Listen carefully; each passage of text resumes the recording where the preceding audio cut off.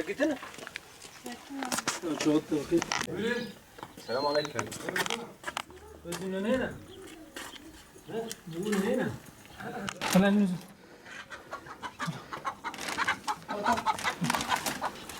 O bu bunu da dedi.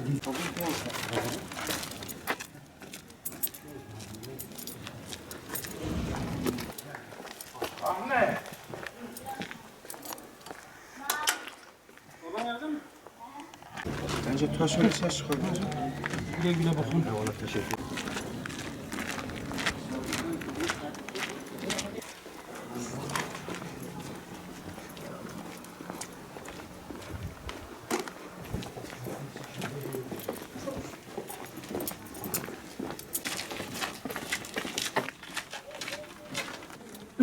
Ali. Ali.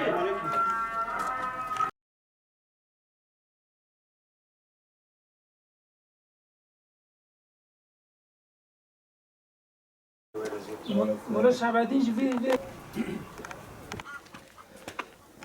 Bu ne deniyor? Atla. Hey. Çedi geldi.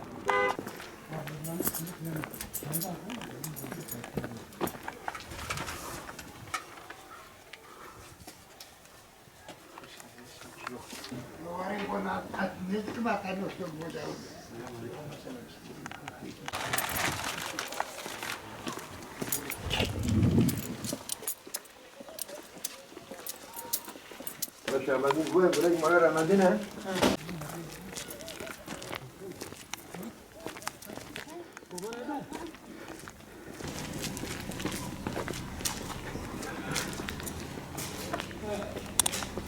Allah razı olsun, sağ olasın.